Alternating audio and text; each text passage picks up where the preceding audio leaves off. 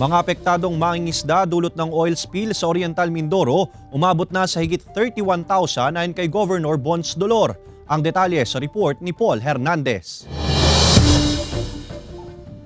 Umiiral pa rin ang fishing ban sa lalawigan ng Oriental Mindoro. Mahigit 2 buwan na nang lumubog ang MT Princess Empress na punot dulo kung bakit natigil sa pagpalaot ang mga mangingisda. Sinabi ni Oriental Mindoro Governor Humerlito Bons Dolor, 31,524 na pamilya ng mangingisda ang apektado ng oil spill. Naisumite na raw ang listahan sa DSWD. Cash for Work program ang alternatibong kabuhayan ng mga apektadong mangingisda. Pero ayon kay Dolor, atrasado na ang pasweldo sa kanila. Kasi yun ang problema, may pera, may programa na gawa ng tao, pero dahil sa bureaucracia na kailangan yung cash advance ng isa, ililiquidate mo muna bago ka ulit makapag-cash advance, bago mo mapasweldo.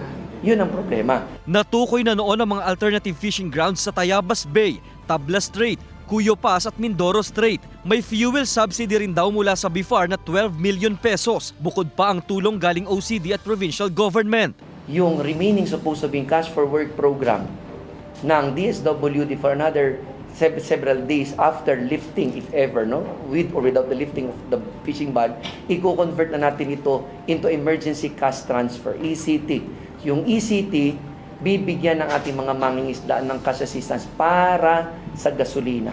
Welcome daw sa municipal waters ng Occidental Mindoro ang mga mangingisda sa itinuturing nilang kapatid na probinsya. Pinulong na raw ni Occidental Mindoro Governor Eduardo Gadiano ang mga alkalde para payagang makapangisda ang taga-Oriental Mindoro sa kanilang lugar. Kailangan lang talaga na sumunod din sila sa municipal regulation. Halimbawa, yung mga bawal kasi diyan ay yung more than 3 gross tons. Sa Lunes, ayon kay Dolor, malalaman kung tuluyan na bang aalisin ang fishing ban sa probinsya.